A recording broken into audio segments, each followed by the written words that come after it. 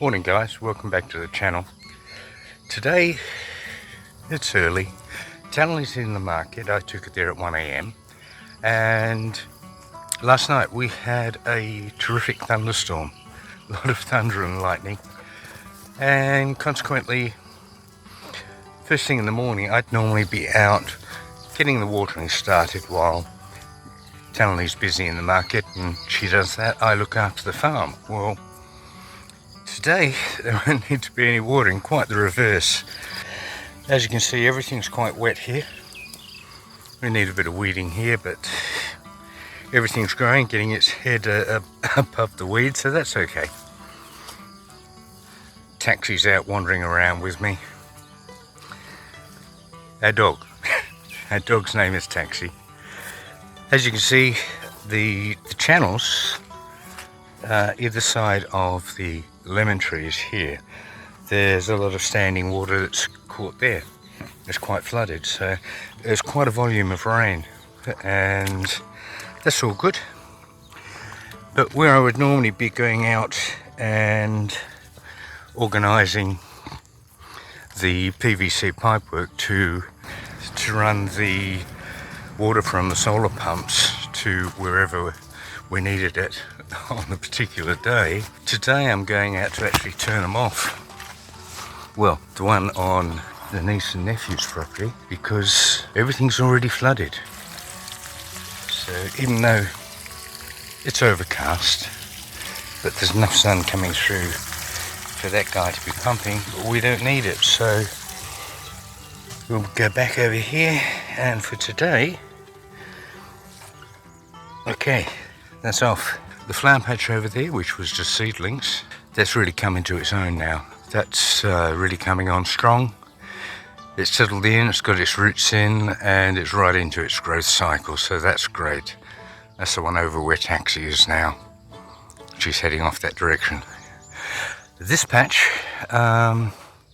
still getting good quantities of flowers out of it, but it's getting on, and it's suffering some of the issues that continually we do, but I think most of it is something that we create because we push them so hard, because we heavily fertilize, because we heavily water. The situation of root rot, which is common affliction for marigolds and a number of other similar flowers in that family. That strikes. We have had some extremely hot days, so we have had some time when things have dried out dramatically, and then we've cascaded them with water, and the reverse situation. So as you can see in this row here, there's a number of dead plants, and it's predominantly this middle section here. And so some of it can be attributed to drainage. The soil we have is a heavy type clay, and it's very uneven in its permeability to water. How do I say? It's not consistent right the way through. You'll get patches which the water will not penetrate because the clay is so solid. We try and overcome that by doing the ploughing between sort of crops to try and break it up, mix it up. I have had some suggestions from people that you need to put this in and that in, and I think like shellite and various things like that to break it up. Well, you can put a lot of organic matter and stuff in there. You can put a lot of things like they use the husk off the rice also to improve the quality of the soil. You can do all that, but that all comes at a cost, and the cost of doing that can, to a degree, negate the actual benefit or value that we're getting from growing our own flowers. And the rotation of 3 crops, well, that seems to work for us. We get what we need out of it. The profitability's there. The initial probably 3 months that we get out of each crop, sometimes 4, we've kind of worked with that. We know how to do it and rotate them. It's within our ability and our time, the freedoms of time that we have to do that. So we've settled into that pattern. Suggestion is that marigolds can last a year or more. Well, they can, but there seems to be a lot more upkeep involved than what we do, a lot more preparation than what we do, and for us that's not viable. This is the actual, how would you call it, the business plan or profile that works for us to do the preparation on the soil and so on. You really need to have your own tractors, you really need to have your own source and supply of that material to go in there to improve the soil quality, to break it up and get consistency out of it. We don't have the funds to do that. Doing it on the scale the way we're doing it works for us. It enables us to do it. If we were to do it in one of those other ways, well, it wouldn't work for us. We'd need to be doing bigger volumes, we'd need to be selling a lot of bulk, and we need to be getting a lot more return from it. All of those kind of things come at a cost. So we do it this way, we're happy with it. Farm looks beautiful. Sure, some bare patches, there's some long grass. I've had to start with the advent of a few rainstorms that we've had.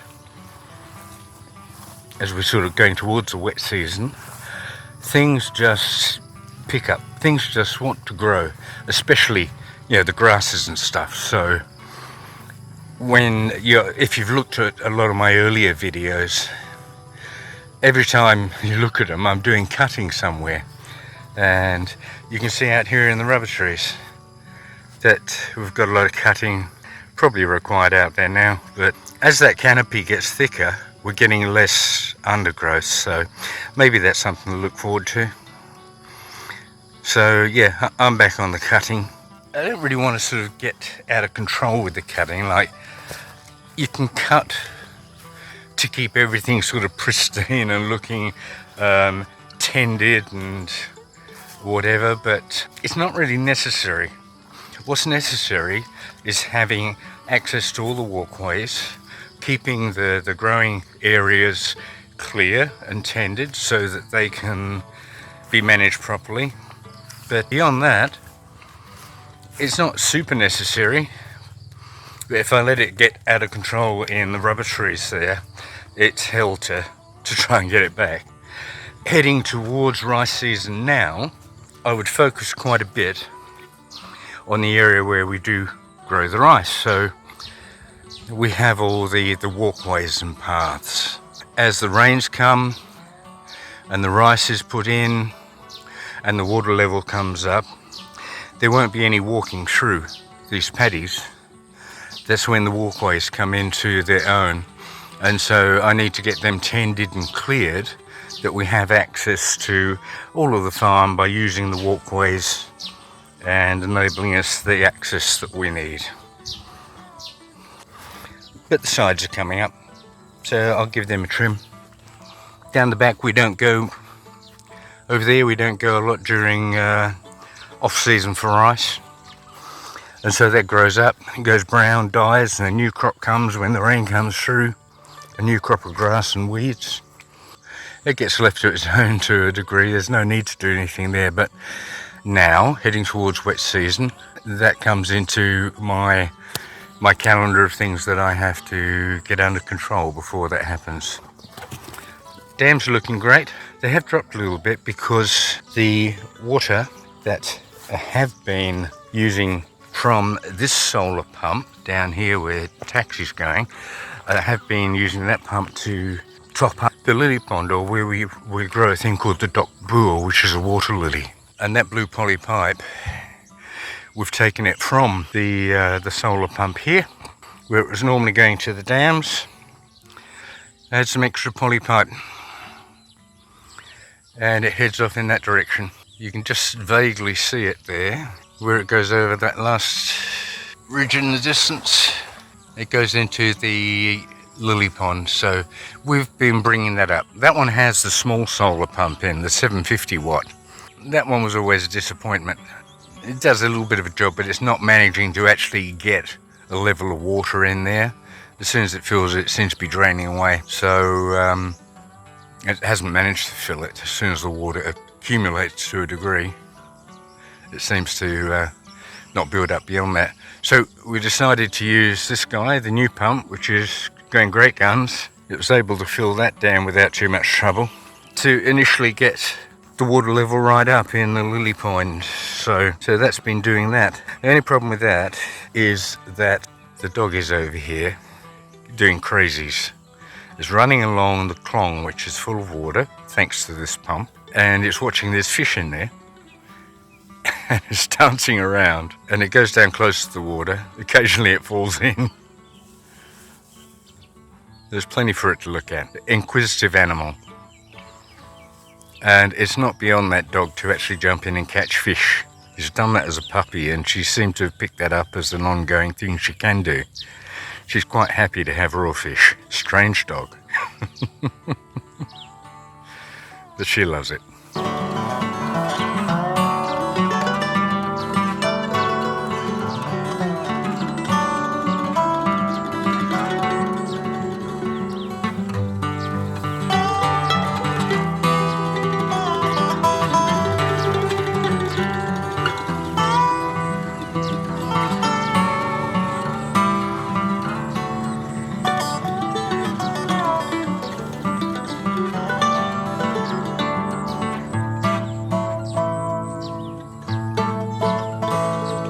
Right down to the level that she has her nose in the water there, and that bank goes down quite steep. It doesn't flatten out where it enters the water. There's no ridge. So if she missteps, she's in and she's had a bath. It's not a bad thing.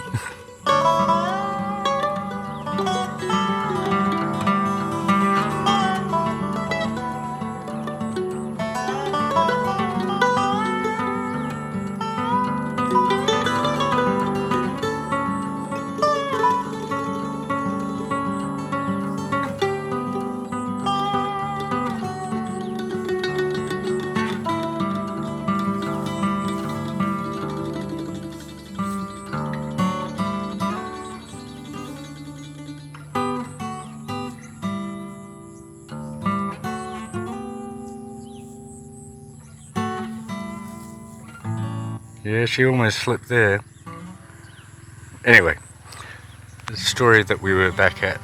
So, this water pump here.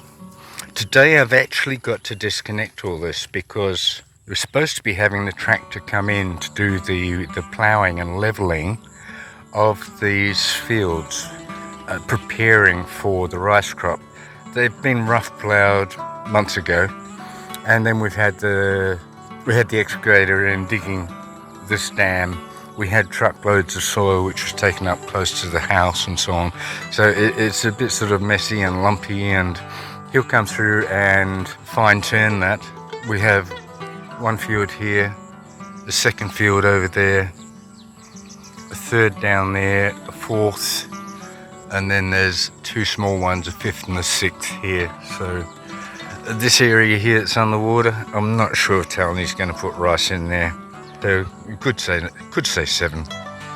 But for the moment, I have to disconnect all my work with all of these lengths of poly pipe and put them up on the walkway, because when the tractor comes through, he's not going to want those there, and I'm not going to want him to drive through them. So whether he comes or not, I'm a bit uncertain, because the rainstorm we had last night deposited quite a bit of rain.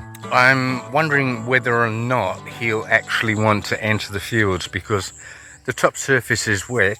It'll probably be a bit sticky on his equipment and his blades. It should be firm enough, but we'll wait and see. So that's going to happen in the next couple of days anyway, so I'll pick up the poly pipe. I'll put it back to the dams and bring their levels right back up again. There's the house and everything there. And we'll do that for a while. So, all good. I haven't posted a lot of videos recently because we've really been busy around here doing a lot of stuff. We had some Songkran, which a lot of other guys will have posted. Talani was busy selling flowers in the markets for the 2 normal days. Then Songkran came along, which is for further 3, which she stayed for. So that was 5 days. And then she still had some stock. And she went in and did it. I was going to say a 6th day, but she did a half a day herself, and then she came to home, and the lady that works for her, she did the afternoon, and then they closed it down later at night. So Talani was on the farm with me here. I was doing most of the upkeep, but there was a lot of other stuff that needed to be done too. Talani wanted to get into that. She also needed a couple of hours sleep. She was dead on her feet. So with that all said, I didn't actually get out to see a lot of Songkran myself, so the opportunity to take video for you there didn't really happen. Maybe I will next year, we'll see. But I guess you've seen probably plenty of Songkran videos that other people have posted, so that's one I've had to miss. But we're into the period after that now, the following week. She's only had 2 days away from there, but she's now doing her normal 2 days. Because there was 4 extra days there last week tied up with Songkran. She's had less of a break between being in the market, so she's back there today. I'm taking care of things today, so all well and good. The dog's looking in every little nook and cranny.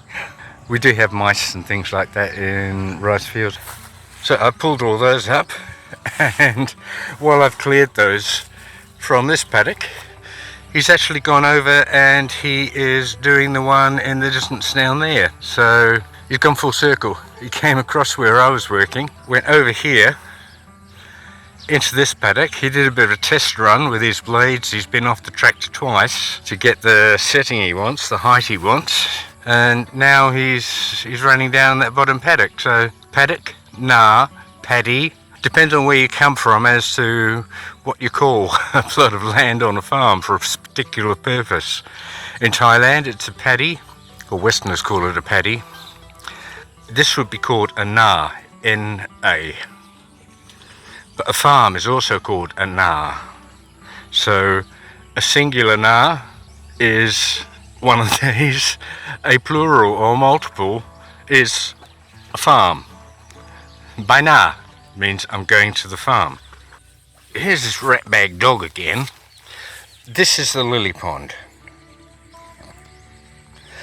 And we've brought the water level up considerably in here. And the dog likes to play in here. Occasionally she'll find a fish. And sometimes she just likes to sit down and just have a cool... There she goes. She saw something move.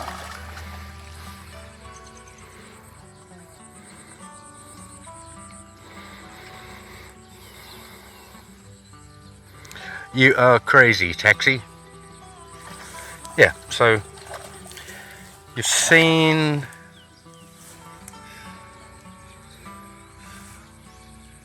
you're not scared of water. She used to regularly get thrown in the dam when she was smaller, when you could pick her up to give her a bath. Anyway. There's a fully open dock burr flower, and a few fully open ones here.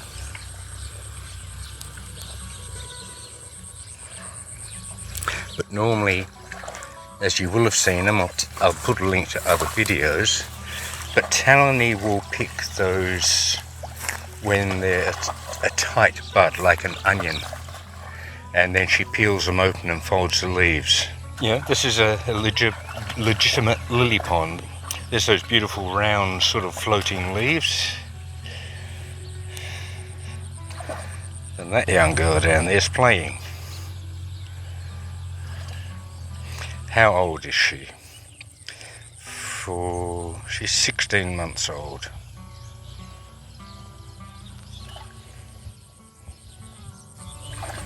She's doing all right. Yeah. So the tractor's down there. I don't know if he's happy about the soil and its condition since the rain or not. Whether he's going to struggle with it or whether it's going to work out okay for him. He hasn't given in yet, so he seems to be continuing, so that'll all be good. I won't disturb him. He'll just get on with what he's doing. And I will get on with my chores. So, all well and good. Trying to get some sort of light at the moment. It is quite overcast.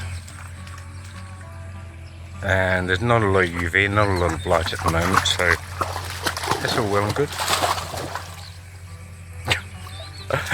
My crazy friend down here, you can hear the noise of the water.